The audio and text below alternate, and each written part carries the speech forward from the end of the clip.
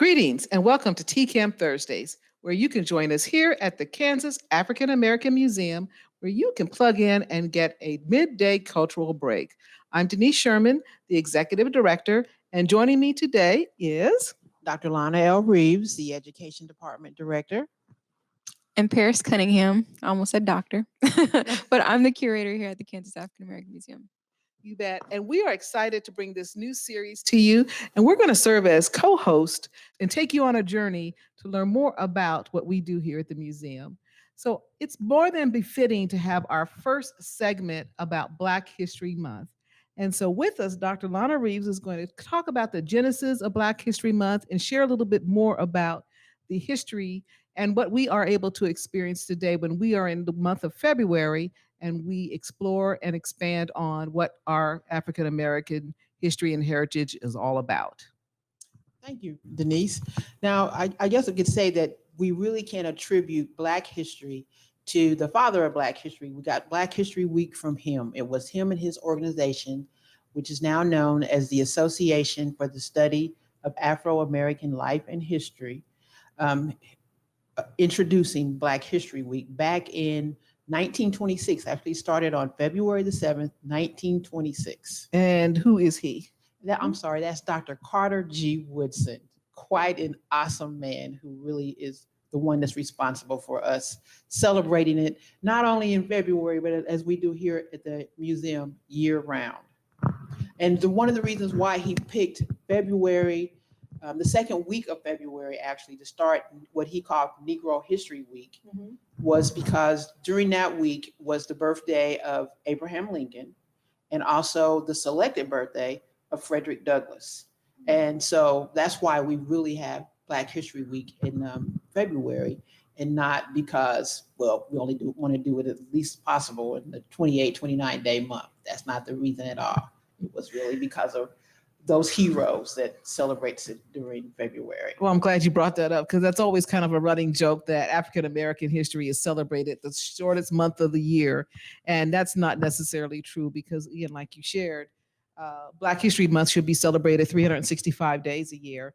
And of course, you're welcome to join us here at the museum to learn more about that and find out the many ways that we celebrate our heritage. Most definitely. As a matter of fact, it was our operations manager, Brooke Burrow, who's putting this on the screen for us, is the one who really brought it to my attention that actually there are other countries who celebrate it in October. I think you told me it was Europe and Ireland and Canada that celebrate.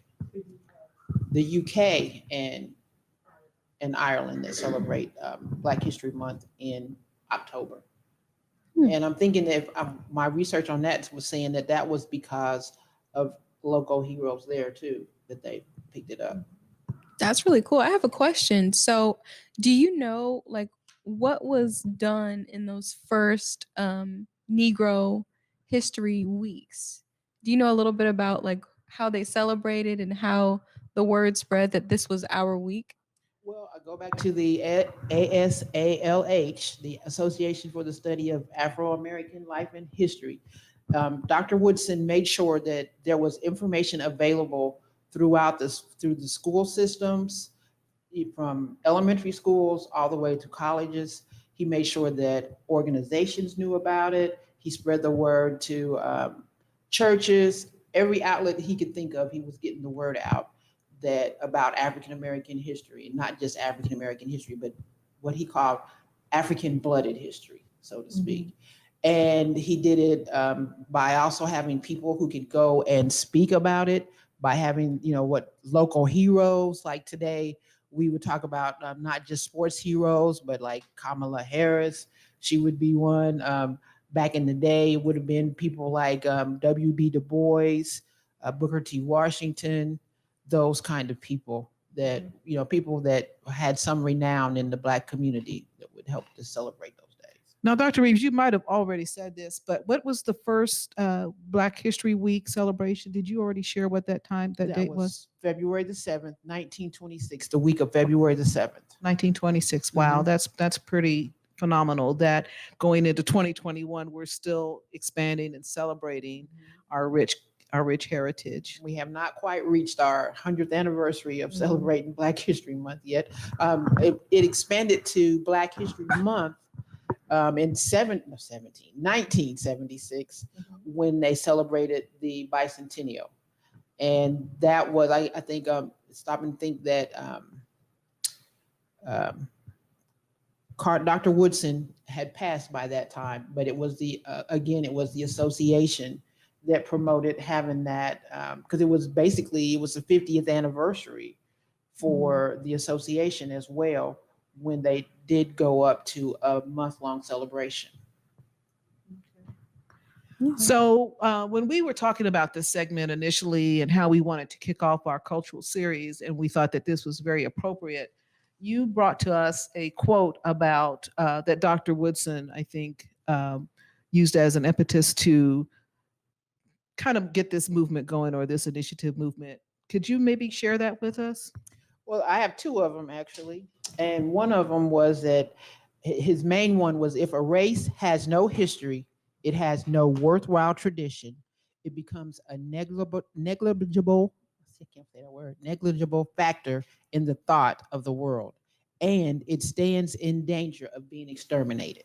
Now, that was one of his impetus. And then another one was when he thought about, because he was a teacher himself, and he thought about how much teachers knew or didn't know about Afro and African American history. It really kind of touched him in his heart as well. And he said, I lament the teachers' ignorance of their rich racial heritage. Few of our Black college professors or presidents could make more than 10% on an examination in Negro history. I advocate a more realistic and practical approach in education. It took me over 30 years to get over my Harvard education. Wow.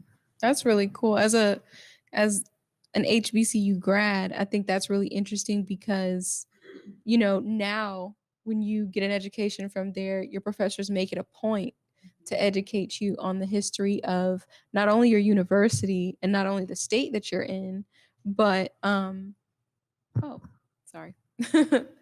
But they make it a point to express to you how important our heritage is, and not only to document and notify the people who are the most talked about, but to think about the people from your university and the people from your own state, wherever you're from, that have made history that look just like you.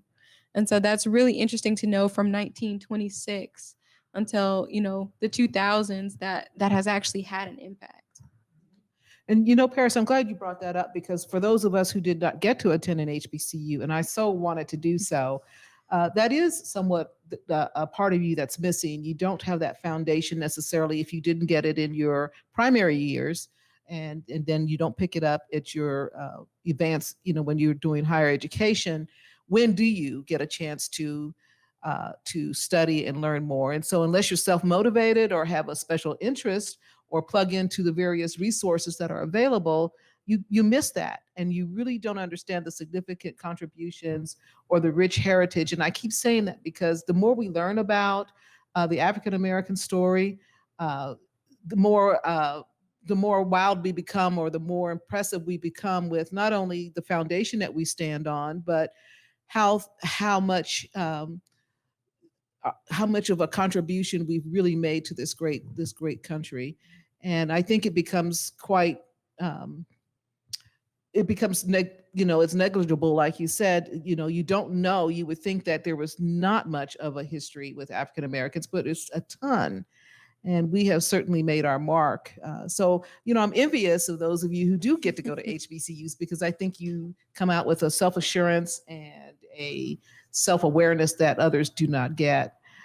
And also, I mean, even as you think about how you live through some of the historical things, maybe at the time you don't really appreciate what is happening, but when you reflect on it and go back, or when we study our history, you say, wow, I cannot believe that all of this happened, and these people really, pressed their way through, and this is what their mission or their ministry or their cause was, and what a life-changing events those things possibly were.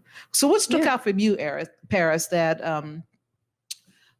when you were in HBCU and learning all of this, coming from Kansas and then going to an HBCU, what was the contrast for you learning about your history? That's a good question. Definitely coming from Kansas. I went to an HBCU called Prairie View A&M University down in Texas, in Prairie View, Texas. And I was so what's the word? I felt like a fish out of water for the first couple of weeks just because I was like, this is so much. There are so many things that I didn't know, so many kinds of people that I've never met from different places. So that was just so cool. And learning about my history, I think one of my most influential professors, his name was Dr. Wilson. And he he gave us a lot of information on, well, so my major was psychology. And he gave us a lot of information on the associations, like the Association of Black Psychology, a lot of the studies that were done regarding African Americans, whether those were good and they were tested on them in a harmful way, or whether those were studies that were used to better understand our culture. I think that was probably the coolest and most influential thing because it changes how you see just people in society and how we interact with each other, and also how people of color or Black people interact with others. And so it was just a really cool and enriching experience. I loved it so much. And Dr. Reeves, you know I'm going to brag on you. You have extensively studied our African American history. Do you want to share with our friends what your master's and doctoral studies were all about, and then how that relates to us here at the museum and how they can benefit by not only engaging with us, but even checking in with us on our Cultural Thursdays, which is the first and third Thursday of every month. We'll be sharing tidbits and things with you. So I'm going to turn it to you. Okay, well, I had the opportunity to attend Temple University and study under Dr. Malefi Asante in the African and African American history program that they had there at Temple University. And probably the greatest thing that came out of that was that you basically learned how to study African and African American history. And we study from the Afrocentric point of view, which means to study the subject from the subject's point of view and not, from within and not from without, which tends to be what we usually get reports. And I mean, if you look at what Dr. Woodson did, that's what he really did, is he came around to the other side of it and said, okay, where did we come from and how did we get here, and looked at it from the African perspective. And that's really what I was trained in when I received my master's and doctorate degree at Temple University. And how does that benefit when you come down here to the Kansas African American Museum?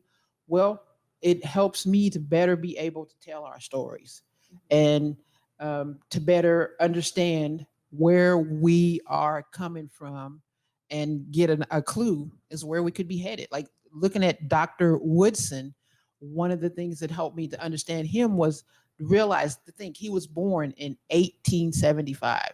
Now realize 1875 is what, about 10 years after the conclusion of the Civil War. So his parents, both former slave captives, they had been held in bondage, and he was basically raised in deep poverty. But even through that, he was able to get the clue that his key, the way out, was education. And even when they talk about the stories of him, they talk about other people like Mary McLeod Bethune, and how they were also got the clue that it's education that makes the difference. It helps you to get out of it. And that was a difficult thing for them to receive in 1875, 1895. He was 17 years old when his family moved to Huntington, West Virginia, to work in the coal mines, and also to be able to go to high school at a school that was for Black kids. I mean, most often Blacks didn't go to high school because there weren't schools around. I mean, it was hard enough for him to go to school he really didn't go to school until he went to high school. And even then, he lived there for 2 years working in the coal mines and to be able to afford to go to take care of himself and to take care of the family and then to be able to afford to go to Douglas High School there in Huntington, West Virginia. And even then, he did the 4-year program in less than 2 years, really. So he graduated. He started out when he was 19 and graduated when he was 21, and then was, upon graduating from high school, he was able to teach. He could go into other schools and teach, and he did that. At the same time, he went to Berea College, which is right there in Huntington, West Virginia, as well. And then before he got his bachelor's degree and his master's degree at the University of Chicago, he was able to go and travel abroad for a year.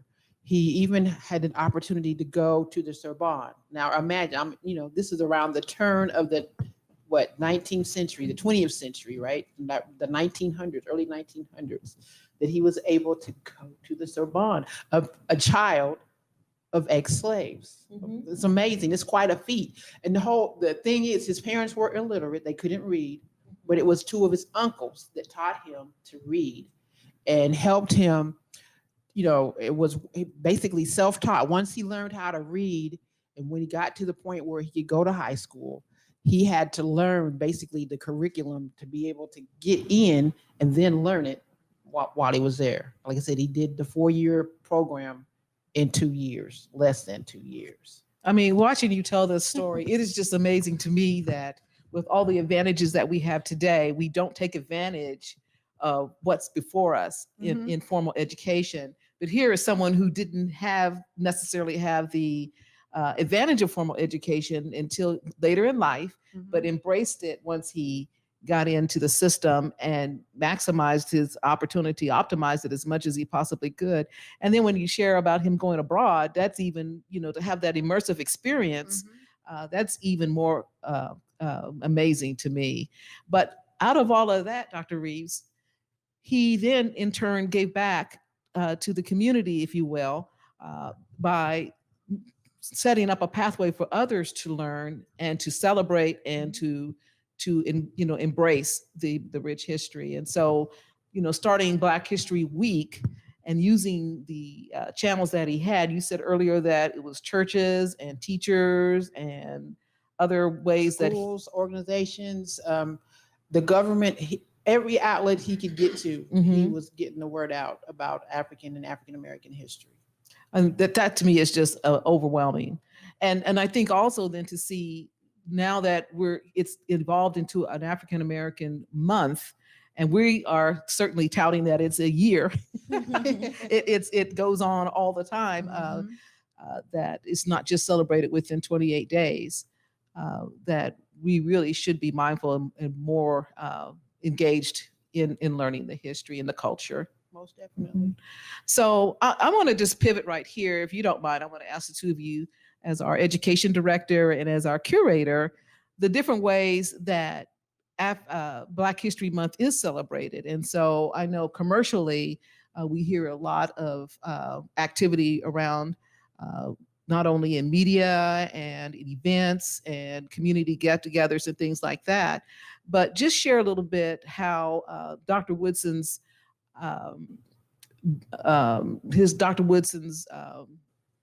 dream, I guess, if you will, or vision is now available for people to immerse in the culture. So Parrish, you want to kind of like tell us from an art and from an art perspective? The first thing I'll definitely shout out one of my friends. Her name is Priscilla Brown. So here in our city, this year at least, there is a temporary mural downtown for people to view. And Priscilla Brown, another one of my friends, Quintus, they created a mural that's, I can't remember the exact location, but I know it's close to the old Central Library. And it's a mural that kind of displays Black history as far as MLK and some of the things that he went through to kind of provide his dream for African Americans here in the US. And then also, I mean, I think the coolest part about February is just that you will always learn something that you didn't know. As long as you're seeking it. And sometimes even if you're not seeking it, just because of the way that it's spread over media, and social media helps a lot with that. I have some friends that dedicate time to running Instagram pages specifically on African American history all year long. And so I think that especially in February, we get a wonderful influx of all of that information. And, in times of COVID, it's cool to have that stuff right in your hands and in your face to learn and grow and see what's happening. And well, I know at home and at church, we can always get some more information. If you come down here to the museum, you are filled with a building full of information and stories that we can tell that we love to share down here at the museum. And then also, even if you can't come to the museum, if you can go to our website and get enrolled into our Adinkra Hene program, that's another awesome way to get some information about African and African American culture. But I know here at the museum, we focus primarily on Kansas history, and just bringing it back home to when Dr. Woodson was born in 1875. One of our heroes upstairs, Mr. Groves, the potato king of the world, was probably beginning to think about doing something different with his life, and he came out here in about 1879. So Dr. Woodson would have been about 4 years old when he made his way out to Wichita, or not Wichita, but to the Kansas area. And by the time he was launching the African American History Week, his life was pretty much at an end. But by the time he got to that point, he had amassed quite a fortune because his thing was potatoes and growing things. And he really was quite the person to grow potatoes. And then you stop and think about another one that everybody knows about, George Washington Carver. He would have been a contemporary as well. And at this time, he would have been I would say along around the same time, because I'm trying to remember exactly when Mr. Carver was born. And he was born over in Missouri, made his way to Kansas, Fort Scott area, Minneapolis, Kansas, and tried to get some education there. And he was at a place where he too, like I said, he would have been about 10 years older than um, Dr. Woodson, because he was born in about 1863, 1864, just before the end of the Civil War. But Hattie McDaniel, 20 years later, she was born in 1893 to 1895. There's a confusion about which exactly was when she was born. But she's another person. She was born and she became quite the entertainer. She didn't have anybody to look up to say, I want to be in movies beyond her own family, because that's what basically her family kind of inspired her to get out there and go for it, because it was kind of the family business.